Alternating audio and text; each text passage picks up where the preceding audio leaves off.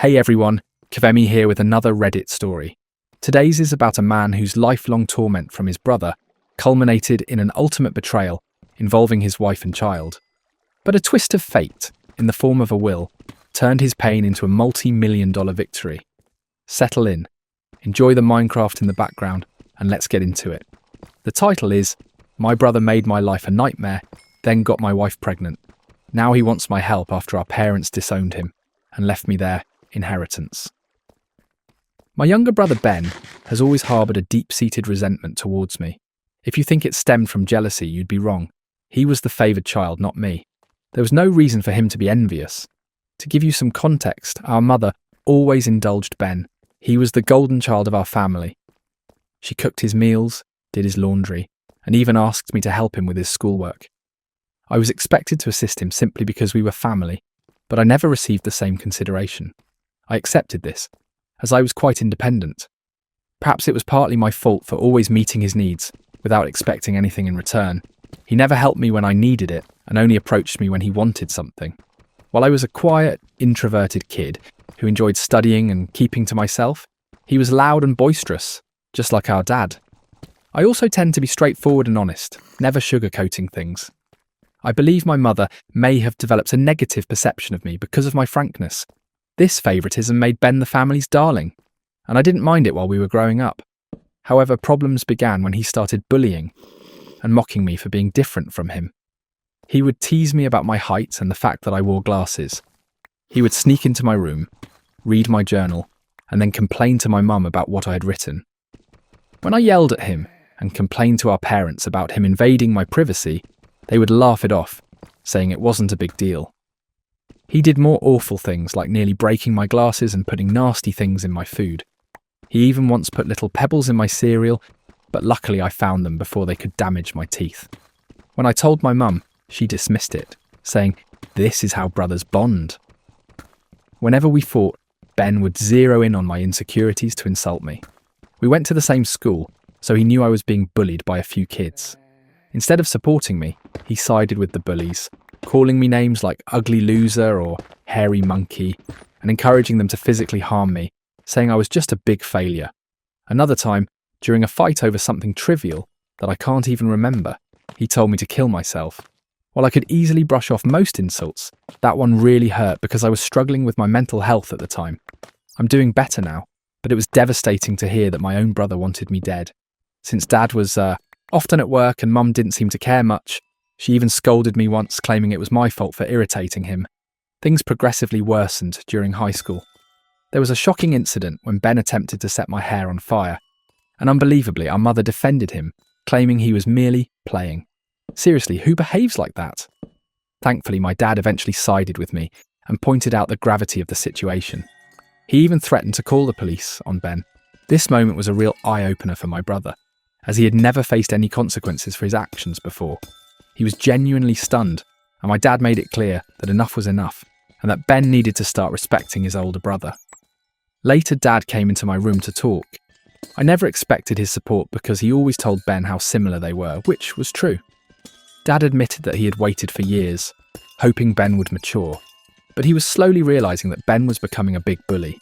Hearing this from my dad was incredibly validating, and I almost broke down in tears. I confessed everything Ben had done to me over the years, and even mentioned the bullying at school. My dad was shocked at how much I had endured. The next day he spoke to the principal to ensure the bullies were warned about severe consequences if they continued.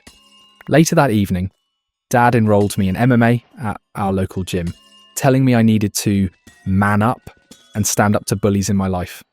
I admit that a nerdy kid like me trying to learn to fight might have seemed laughable, but I was very focused. I managed my time well to balance my studies and daily workouts, and the MMA classes completely changed my life and physique. One day, Ben was up to his antics again. He stole my pocket money, which we received for helping with chores. I'd been saving it for a while. Ben sneaked into my room and took it. I caught him just as he was about to cycle off with his friends. I demanded he return my money, but Ben mocked me, saying all I could do was run to Daddy for help. I don't know what came over me, but I punched him in the face. He was stunned, fell backward, and I retrieved my money from his pocket before throwing him back down. Ben started crying loudly, which was quite comical. However, my mother rushed out to help him and find out what happened. When she learned I had fought him, she was surprised and reprimanded me, saying I should be a better role model for Ben, who seemed to enjoy seeing me scolded. My mother also complained to my dad about my behaviour, saying I needed to be controlled. My dad grimly asked both of us to explain ourselves. I told him how Ben had stolen the money I'd worked hard for and saved, while Ben tried to justify it by saying he needed the money for a date, and that as his brother, I should help him. However, Dad told Ben he was lucky I only punched him for stealing because anyone else would have called the police. He continued to tell Ben that he had no right to take others' things without their consent. Ben didn't like that and threw a tantrum, likely hoping our mother would side with him, but Dad remained firm. When Ben realised he wasn't going to be punished for being hit, he screamed how much he hated me and ran back to his room, locking himself in. Following that incident, Ben began to distance himself from me. He had finally understood that he couldn't bully me anymore, and that even Dad had stopped supporting his antics. For the first time in a long while, I felt like we were equals. Though he could no longer physically harm me, he resorted to verbal insults when our parents weren't around. His behaviour worsened with age, becoming angrier and more short-tempered each year. When I approached him with a question, he would ignore me and walk away, muttering insults like nerd or loser under his breath. If he needed to communicate something, he would relay it through our mother instead of speaking to me directly. When I questioned her about why Ben couldn't just talk to me, she would urge me to be more understanding. I couldn't tell if it was just puberty or genuine hatred. Over time, dealing with his comments became unbearable, and I longed to move out and get away from him. I repeatedly asked my mother to mediate a sit-down conversation for us to resolve our issues, but she always refused, saying she didn't want to get involved. When I asked her opinion on why Ben treated me this way, she would brush off the question. Eventually, I left for my dream university, having earned a scholarship as a top student. My dad threw a party for me, and even my mum seemed proud. However, Ben remained aloof and distant, barely acknowledging my achievements. The day I left for university was a mix of excitement for the future and relief to escape the toxic home environment. The first few months at university were liberating. I made new friends, enjoyed my classes, and started to build a life separate from the oppressive atmosphere of my childhood. The constant fear of Ben's verbal attacks lifted, giving me a newfound sense of peace. During my second year, I met my wife Sarah at a party through a friend, and we immediately clicked. Coming from a religious background, having kids outside of marriage was frowned upon. However, when we discovered she was pregnant in our final year, we decided to marry right after graduation. Our wedding was a small but joyful ceremony. Our parents were happy for us, and we enjoyed the celebration. At that moment, I believed Sarah was the love of my life. I had always envisioned a monogamous relationship, one woman to come home to and share my life with. Despite other women showing interest over the years, I never pursued anything because I was genuinely content in my marriage. Sarah was my dream girl, and I never wanted to hurt her. However, I later uncovered 2 incidents of infidelity in our marriage. One was an intermittent affair with her married co-worker that spanned several years, and the other was a brief fling with an ex-boyfriend during a visit to her family. Some might think I was naive, and looking back, I can't completely disagree. Each time we separated for a while, but I chose to forgive my wife. I didn't want to raise our child in a broken home and believed we could overcome these obstacles. The affair with her co-worker happened when we were young, and I attributed it to youthful mistakes and poor judgment. For a period, things seemed to get better, although I could never fully trust her again. I did my best to set aside my doubts, knowing that if I chose to forgive, I had to genuinely work toward a fresh start. It's been 4 years since her second betrayal, and I felt confident in my decision to give her another chance. Sarah seemed to have changed, and we were genuinely happy, planning our family's future. However, 3 months ago, my world was shattered once more, when she revealed that she had been having a long-term affair and suggested that our son might not be mine. Her words struck me like a ton of bricks. A mix of shock, betrayal, and disbelief overwhelmed me. I struggled to comprehend the enormity of her confession. In a daze, I managed to ask why she had kept such a significant secret and how she could have done something so devastating. Her reaction was cold and indifferent, as if she were detached from the pain she caused.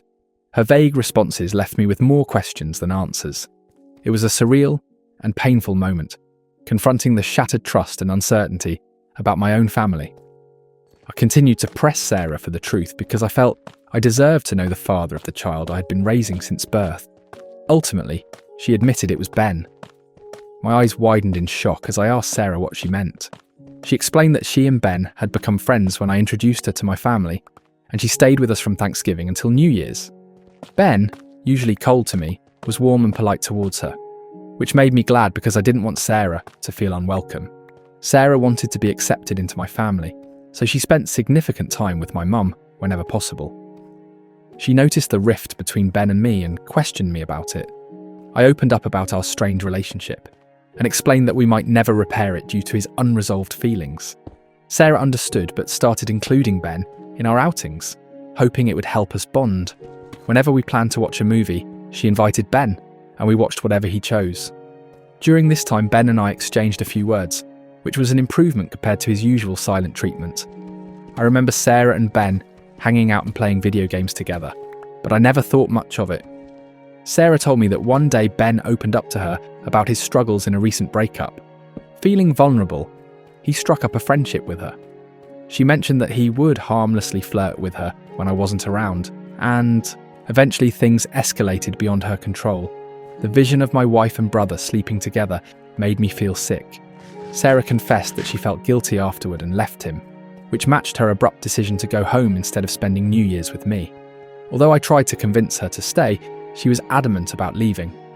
When we met back at college after the holidays, she was her usual cheerful self, so I didn't question anything. 2 weeks later, we found out she was pregnant. Sarah admitted she didn't know if the child was mine or Ben's, and with no way to prove it, she chose to stay with me, knowing I was the more dependable brother. This was why we got married. My world felt like it was crashing down. The son I loved might not even be mine. I asked Sarah if she had been sleeping with Ben recently, and she slowly nodded. She revealed that they had always stayed in touch because their chemistry was undeniable. They would sneak off to hotels, lying to me about working overtime. She admitted that half of her business trips were actually romantic getaways with him. I asked why she married me if she wanted my brother, and Sarah said she didn't want to be the one to break off the marriage. She saw me as a wonderful father to our son and decided to stay. In her words, she made a mistake and didn't know when to stop. I told Sarah I was glad she told me the truth, but that I was going to pack up and leave. She started crying, asking for forgiveness and expecting me to yell at her. Instead, I calmly packed my clothes. Sarah insisted that if I loved her, I should fight for her, and that mistakes happen in every marriage. When she realised I wasn't going to do anything, she changed tactics, saying our son would be affected by a divorce and that children shouldn't be raised in broken homes. I reminded her that I might not even be the father, which made her cry more and accuse me of being cruel. It seemed like she believed nothing could make me want to leave the marriage. Perhaps it was partly my fault for letting things slide in the past. While I did love her, it felt more like it stemmed from thinking we had a son together and had been together since college. Sarah kept insisting it wasn't too late to fix things, but I struggled to believe her and had no patience left. Trust was a major issue, and her words felt hollow. Even if I forgave her, I could never forget she slept with my brother. I've always believed in forgiving mistakes because we're all flawed, but this was beyond acceptable limits. I left her crying on the doorstep and checked into a hotel. The next day, I went straight to my parents and revealed everything about my wife's affair with Ben, explaining how they had been secretly sleeping together for years. The shock on their faces was undeniable. True to her nature, my mother initially tried to defend Ben, insisting that her boy could never do such a thing to his own brother. Determined to expose the truth, I asked my parents to remain silent and let me call Ben in front of them. I instructed them to stay quiet so I could catch Ben off guard, making him believe it was a private conversation. When Ben answered the phone, I confronted him about the affair.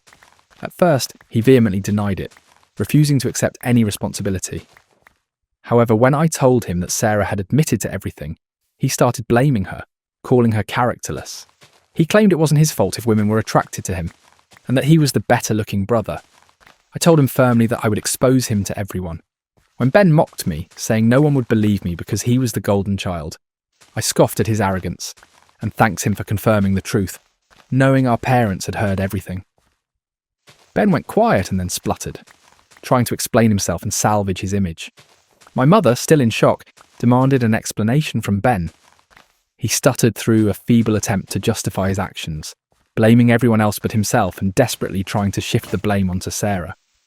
I could see my mother, who had once been protective of her favoured son, now felt a mix of disappointment and anger.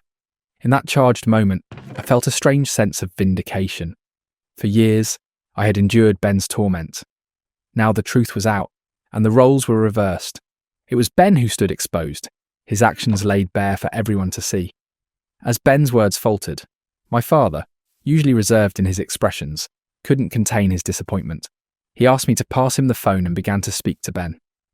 "Ben," my father began, his voice laden with disappointment, "what you've done isn't just a betrayal of your brother, but a betrayal of this family.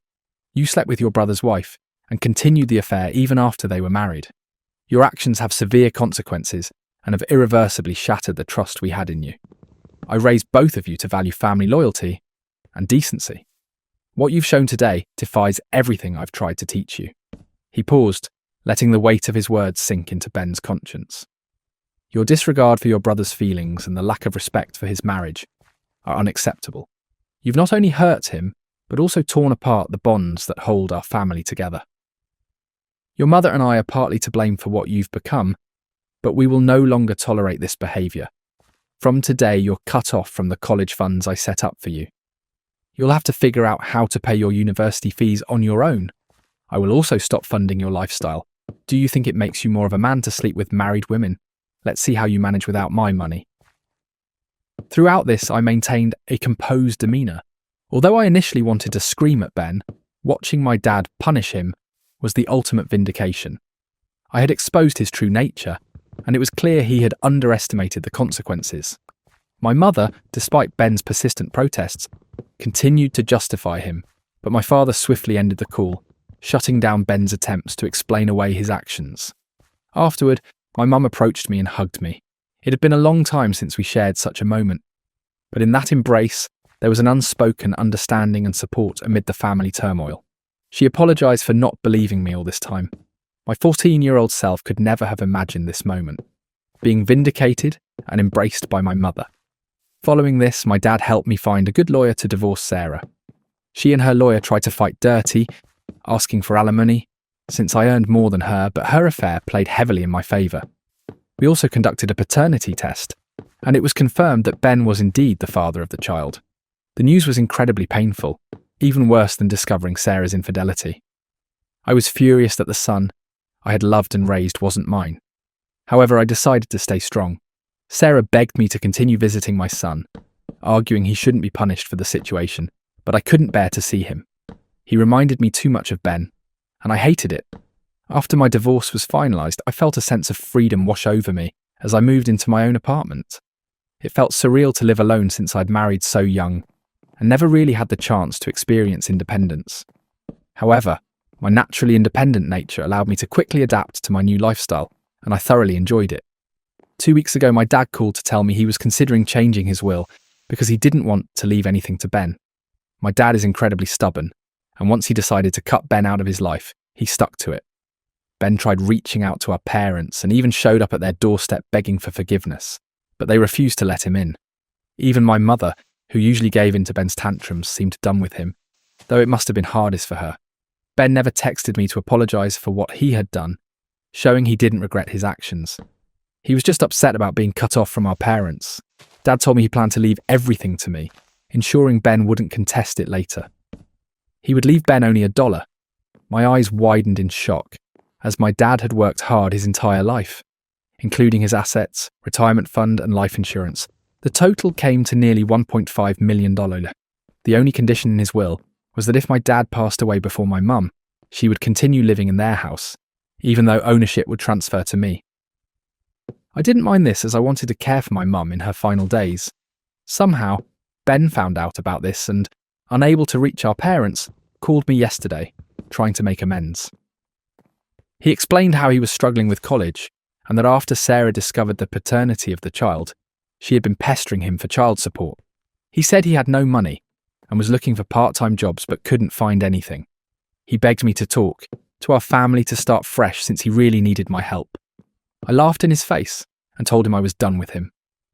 I reminded him that he should have thought about the consequences before sleeping with my wife and getting her pregnant.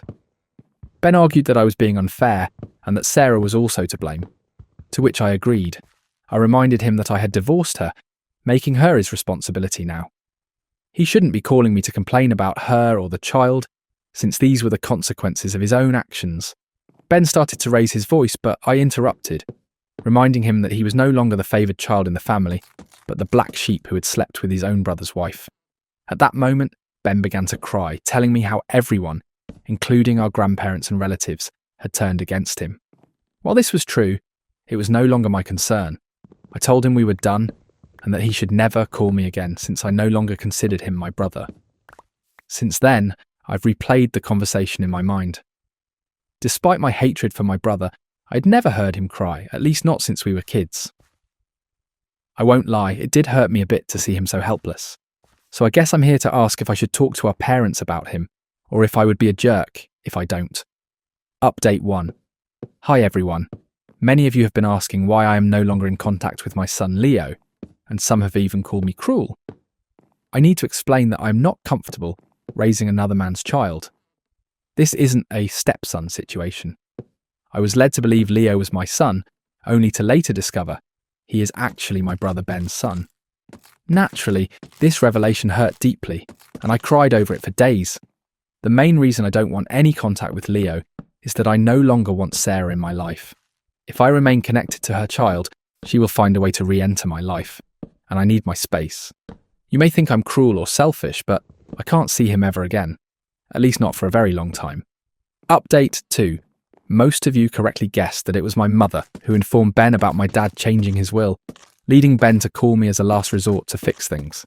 I confronted her in front of my dad, and she broke down, saying I had punished Ben enough, and that he had learned his lesson. My dad firmly told my mother that if she believed what Ben did was forgivable, then he could no longer stay married to her because he could never forgive such a betrayal. This threat silenced my mother. My dad made it clear that if she ever talked with Ben again and we found out, she could pack her bags and leave. As I mentioned, my dad is very stubborn. Hopefully, my mother will learn from her mistakes. Update 3. Reddit. It's been 5 months since my last update. My relationship with my parents has improved over the past few months. My dad and I go golfing every weekend, and he treats me more like a buddy than a son. Although my mother misses Ben, she has stayed away from him. The last one I heard about Ben was from my cousin, who said Ben had been asking everyone for money, and eventually had to drop out of college because he couldn't afford the fees. He and Sarah are living together, and he has a part-time job as a mechanic. Apparently, they are raising Leo together, which is a good thing, I guess. I never discuss Ben with my parents, and they don't bring him up either. For everyone asking, I am doing quite well. I was promoted at my job 2 months ago, so my salary has significantly improved. I haven't been dating anyone, as I feel I still need time and space to heal. I've been going to therapy, so we'll see how that works out. That wraps up today's story. Thanks for hanging out with me while we went through all that family drama. Let me know in the comments what you thought about it, and stick around for more stories with the usual Minecraft vibes in the background. I'll see you in the next one.